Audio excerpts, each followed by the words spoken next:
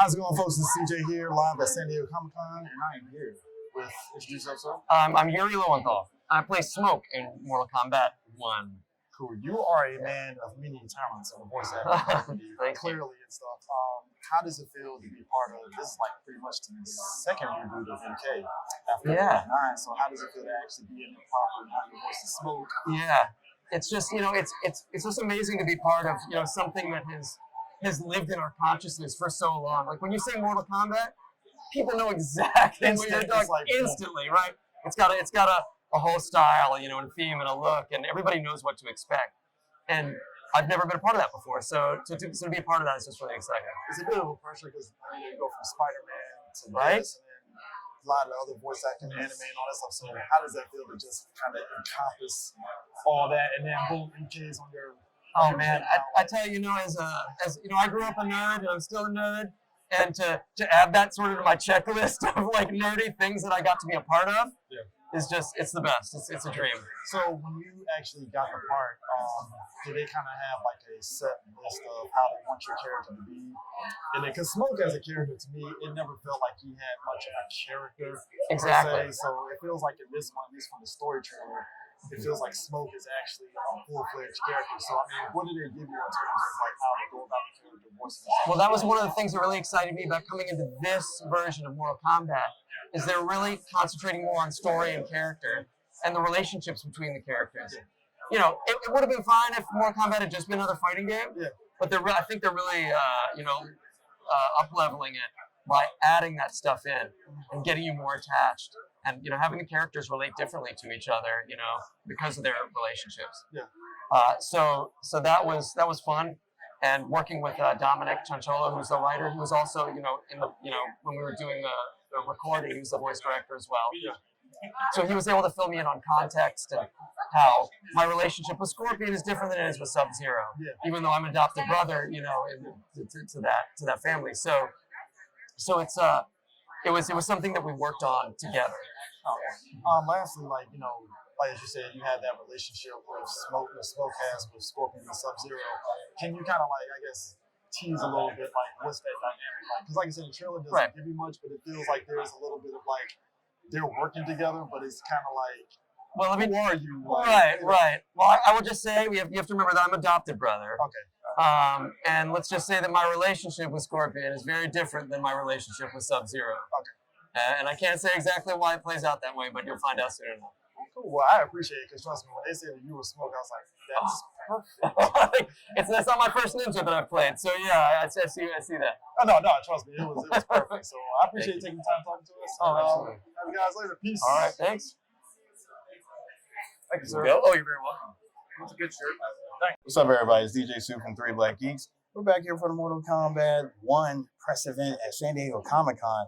I'm here with Kelly Hu and Dominic. Man, I'm so I'm happy that you guys are here. Chianchola. Thank you. Chianchola. See, I can't even say it. That's okay. Well, listen, I have a question for you, Kelly. Yes, what? So my question for you is, I already don't know. You're playing like a character that started out in Mortal Kombat Deadly Alliance, Li Mei. How do you feel about that? I don't play video games at all. Gotcha. So I had no idea of who this was. I came in to the room thinking that I was going to be playing Devora, because that's who I usually play in Mortal Kombat. Okay. But I actually get to play this other character that sounds a little bit more like me instead of a bug, which is awesome. That's perfect. As it should be. And my question for you, sir, is so like you designed the artwork for the game. You're the art director, correct? No, the story director. The story director. Right, yeah. So what gave you the inspiration for like directing the story for this game? Well, all of our inspiration obviously comes from Ed. He's the guy, and so we're following his lead. When we finished the Mortal Kombat 11, he's like, it's time to do the reboot, so we need to start over again. He had a vision for how he wanted to, find that level of balancing novelty with the familiar, and so it was taking his cues from him and then trying to fill out the world as we sort of like, okay, Liu Kang is designing this universe. What would Liu Kang do? How would he change things to try to improve things and what have you? And so that's where we came from. Was there anything in the story that you wanted to do that you weren't able to do? I mean, that you there's could- always that you there's, could al- there's say? always something, but yeah, we don't talk about the roads not taken. Yeah. Okay. All right. This is DJ Sue from Three Blank Geeks, and I am here with a legend. This is Ed Boon, creator of Mortal Kombat, and we're here to talk about Mortal Kombat 1. How you doing? I'm very good. I'm really happy Good, to good. be here at Comic Con and glad I get a chance to talk to you guys. Awesome. Well, I know we got two questions. So the first question I want to ask is this. First of all, this game is dropping on a very special day, September. September 19th. It's my Is that your birthday. Yes, it is. That's I've been a fan of your game since 1992, and Wow. I have Thank loved you. it. Thanks. So why September 19th? Because it was your birthday. I appreciate it. Does that mean I get a free copy? Is that my birthday gift? Let's talk after the interview. Cameron, you caught that. Anyway. All right, so can you give me like a quick premise of this new game? You know, is Absolutely. this like a big reboot of like the entire storyline of Mortal Kombat? Yeah, we've been making Mortal Kombat games since 1992. Right. And each one we've introduced a new, even badder boss than the previous one. So imagine doing that for 11 games. At some point, you hit a top, you hit a point where I don't think we can get any bigger than this character here. So we told this epic story for 30 years. And now we are kind of wiping the slate clean. Imagine dropping like a nuke on the Mortal Kombat universe, Yes. and what is left over. This game starts with the Big Bang. It's the Big Bang. Correct. It's Liu Kang creating this brand new universe.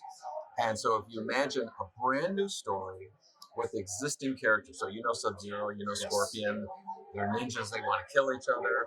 Now they're brothers, right? And so Liu Kang was always like the common man, and Raiden was the protector of Earth, the thunder god. They've switched places. So Liu Kang is the god, and Raiden's the common man. So imagine that with all the rest of the characters, and a brand new story being retold with these characters. So you're going to be watching it, playing the game, seeing the story, and just seeing new origins kind of unfold from the game. That's the story part of it. Gameplay wise it's all about the cameo characters, right? We have the main roster characters and then these assist characters that make kind of cameo appearances into the fight. And that's never been done before, and that's something that we're really introducing brand new. Because of all these new things, that's why we're calling it Mortal Kombat 1. Awesome. Yeah. Hey, listen, I appreciate you taking the time to talk to us. Yeah. I know we're busy, so we got stuff to do, but Yeah, thanks, man. Yeah. Appreciate it. Absolutely, man. Take care. Pleasure. See you guys.